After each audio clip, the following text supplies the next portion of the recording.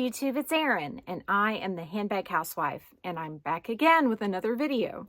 Today's video is going to be a ultimate pinnacle unboxing. This is, I would say, the top of the food chain in terms of my entire luxury handbag collection.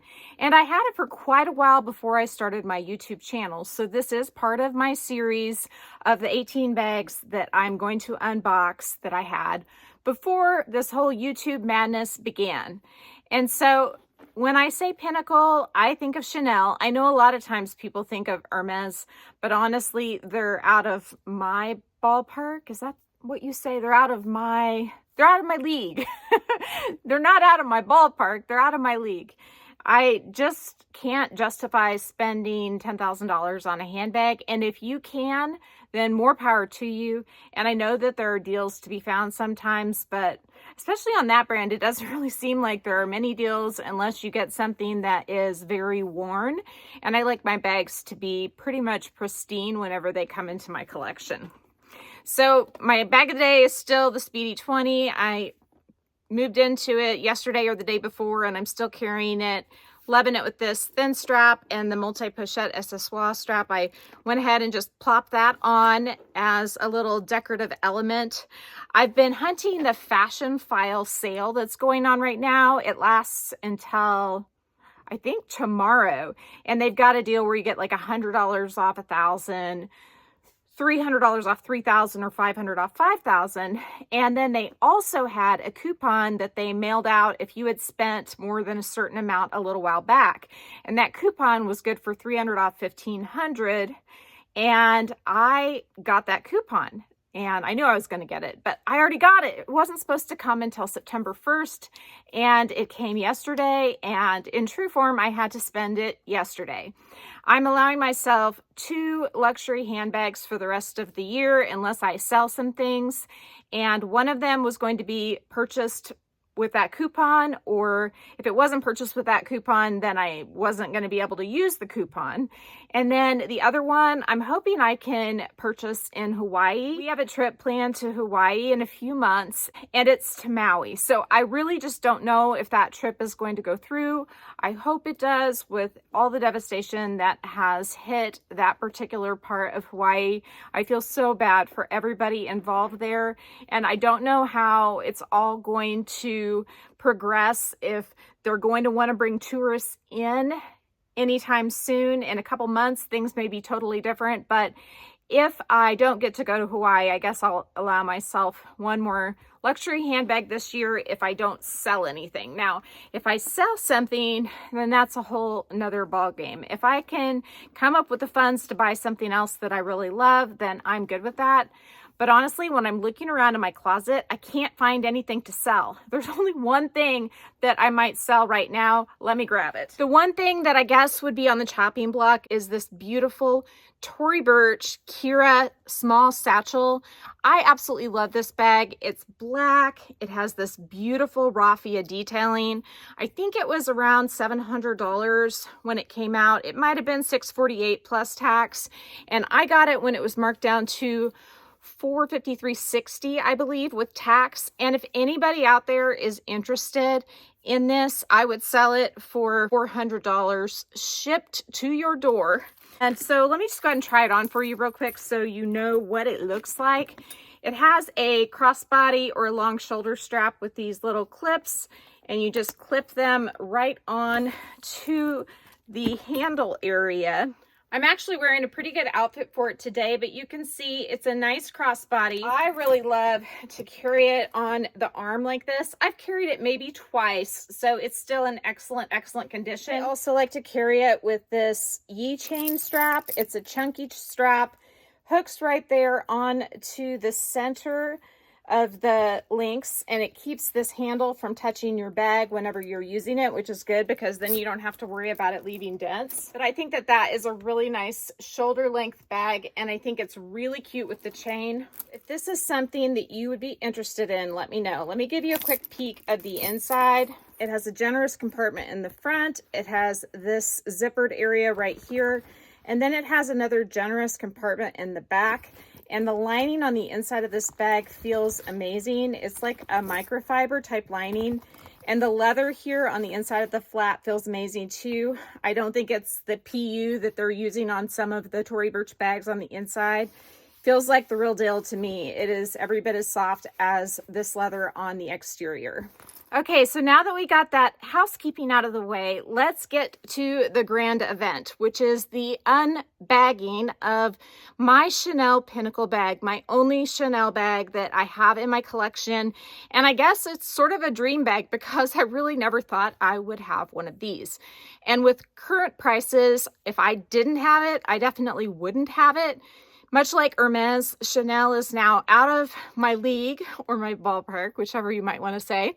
And so when I got this bag, it was in this dust bag, and I think it was in a box from the reseller that sold me the bag. I bought it from a reseller in Australia, and I cannot remember the name of that reseller. But anyway, when she sent it to me, I don't think she had it in a Chanel box, but rather one of her business's box. And then she wrapped it up in the Chanel ribbon with the camellia. So I still have that. I kind of draped this around the bag in my display case. I just want to take advantage of all the Chanel bits that I can have because they are my only Chanel bits, except for, I guess, I did get some beauty products or face care, skincare type products over the past winter season. So let's go ahead and get into the bag. You've all seen her before, but I don't show her very often, so hopefully you'll enjoy this eye candy. This is a Chanel medium large classic flap, and I believe it's from around 2010, give or take a year. I don't know how to read the stickers on the inside, and I haven't ever been interested enough to figure that out any further. When I initially received the bag, or when I was looking at purchasing it, I knew that it came with an entropy certificate, and there is a link there that I could click on to get more information and probably photos. Now, Entropy is an authentication service that relies, I think, primarily on like a computer authentication system instead of a person that's actually looking at your bag. And so when I received this bag, I'm 100% confident that I went ahead and got it authenticated again, but I can't remember which service I used at that time. I think it may have been Zeko Authentication. She's amazing. And I've had her look at several different Chanel bags before I got to this one, so I'm pretty sure that she's the one I used, and I would recommend her based on all of the wonderful feedback I have heard about her. But Zeko Authentication can be found on Facebook, and if I can find a link to her on Instagram or something, I'll link it down in my description box. But anyway, the bag was in amazing condition when I received it, except for the tip of the turn lock was silvered. Not the whole thing, but part of it, and that bugged me. But I didn't want to send it away initially because I was so excited to get it. So I kept it for a little while, and then I decided that I would go ahead and contact leather surgeons and work with them to get the hardware replated. Now, the individual that runs leather surgeons, the head guy, his name is Jerry Gallagher. And when you send your bag into leather surgeons, they authenticate it. And so I have a certificate of authenticity from leather surgeons as well. And this is like a premium authentication because they had it in their hands and they actually partially took the bag apart, so they got to see the insides of it. And that's a pretty surefire way to know that you have the real deal. When I received the bag back from them, the authentication certificate came in this folder. The bag also came in one of their dust bags. It was packaged beautifully. I wish I could show you that, but again, that was prior to me having my channel, so I don't have that information saved. But what they recommended whenever I submitted pictures to them, I told them I wanted the hardware plated. I didn't really see that there was anything else that needed to be done, but they did. They told me that the sides look like they could use just a little bit of restructuring, and they took the bag apart and went ahead and put it back together. And the difference between before and after was pretty impressive. I'm going to link my first video that I did about leather surgeons down in the description box so that you can go and see before and after pictures. But the sides were the main focus of their attention in terms of restructuring. And this looks pretty amazing considering this bag is 13 years old roughly. The other area that they focused on was like conditioning and cleaning, and then of course the authentication. They took the leather out of the chain, and they told me if it needed to be replaced that they would replace it and that would be included.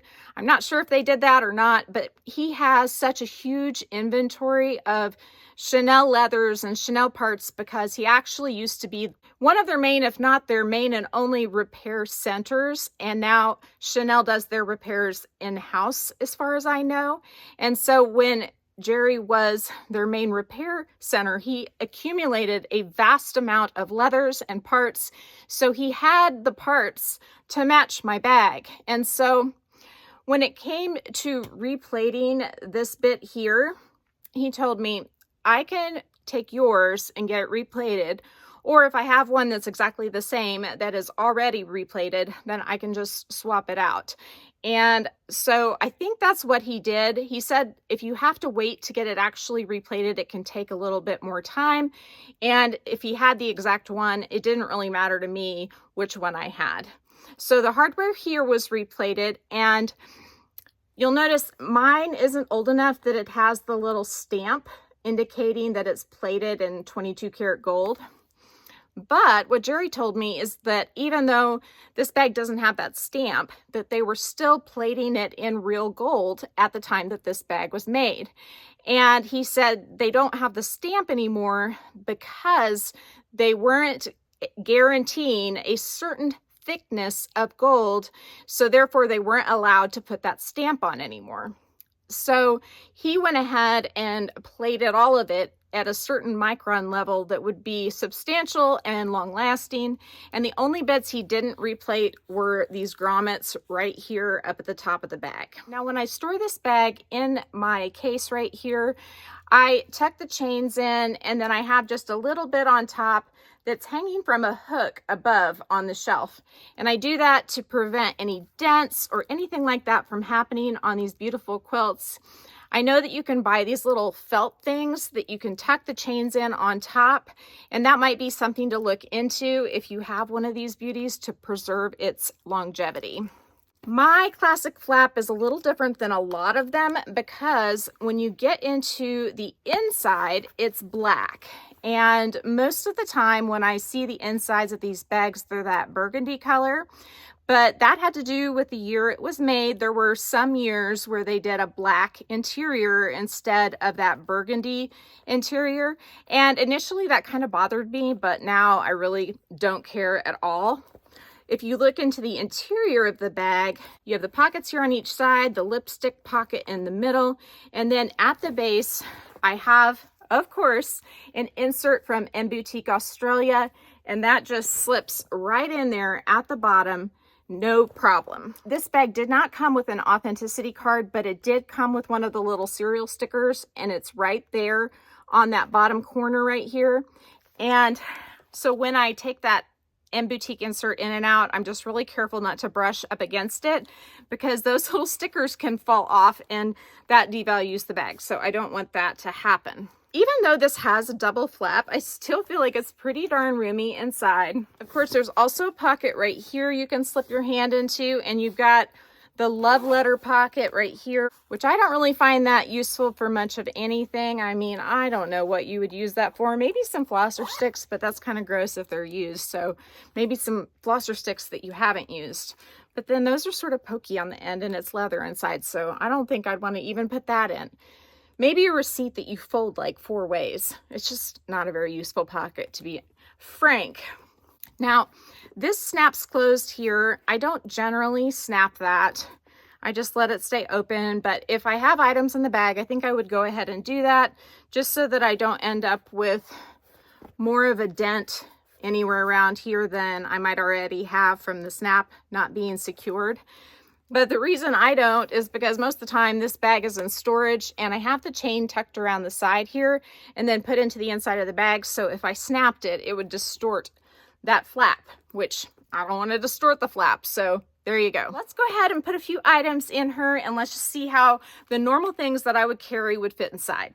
Hence why I have the Speedy 20 out. So I've got my pouch.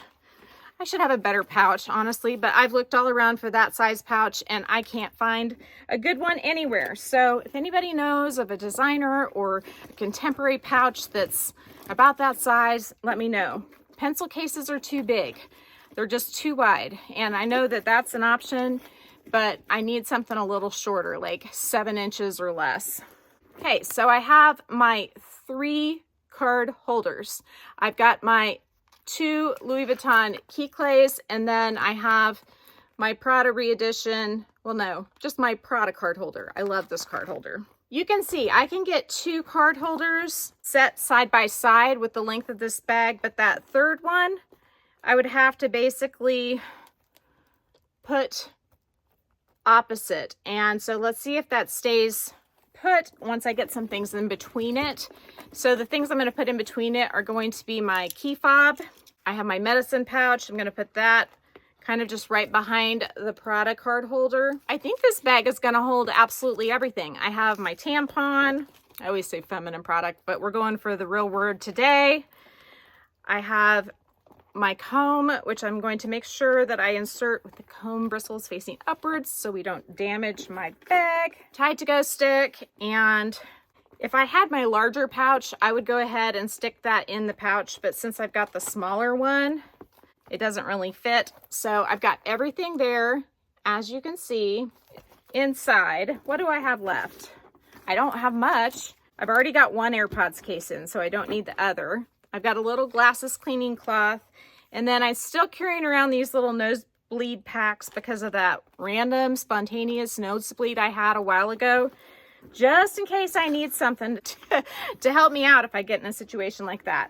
And last but not least, I have a little bit of cash, and I think that I'm just going to slide that into one of the leather pockets. So I am shocked. I never use this bag almost ever. I mean, I love having it and I'm not going to sell it, but I almost never use this bag. I have the inner flap snapped right now. It's easy to snap if you have stuff in it. You can see it does stick out just a little bit, but I don't feel like I'm straining this part of the bag at all. So let's go ahead and close the outer flap. And I feel like that's perfect. If anything, it looks better with all that stuff in it. I have absolutely everything in here that I normally carry, not downsized one bit. That didn't used to be the case with this bag. I used to have to downsize to get into it. So I guess I'm carrying less than I used to. And that's kind of nice because now I know I can use this bag without downsizing. It holds more than my Prada re-edition. I will tell you that because I have to downsize for that bag. Really, for me, the only way to carry this bag is on the shoulder, just like this. I'm wearing a black and white striped dress by Z Supply, just so that I can show you how it would look casually on a summer day. I can definitely dress this bag up, but I'm not a dressy person most of the time. And so I just wanted to show you how I might use it in a real world type setting.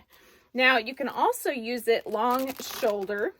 So if I wanted to do that, it would hit me about right there, and I do like that as well.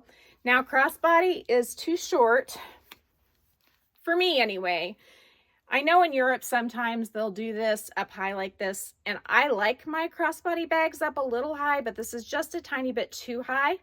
Jerry with Leather Surgeons can add a little bit of extra length to this for a fee, but it does devalue your bag. And so that's just not something I'm interested in because I love wearing bags on my shoulder as well. And when I wear this with stuff in it, it is hurting me right here a little bit.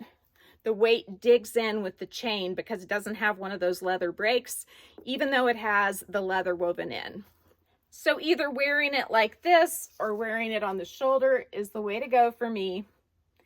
And I guess that's all I need to tell you about trying it on. So I have to say I'm a little tempted to use this bag today. I think I might. I mean, all my stuff's in it already. I'm not really going anywhere. I can just set it on the table behind my sofa or my sofa table and enjoy it. And then maybe tomorrow, if I do another video or I decide to do something else, I can swap out again. But that's what I do. I love going into my closet and picking out a different bag to use. So with that said, if you enjoyed this video, please give me a big thumbs up. If you haven't subscribed to my channel yet, what are you waiting for? Do it and ring the notification bell so you are notified of future exciting content such as this. Also, go find me on Instagram. I am almost to 1,000 followers on Instagram, and I think something really cool might happen once I hit 1,000. I don't know what it might be, but if you would, go help me out. My name there's the same as the @ then the Handbag Housewife, all lowercase. You can DM me on Instagram, or you can email me at thehandbaghousewife@gmail.com.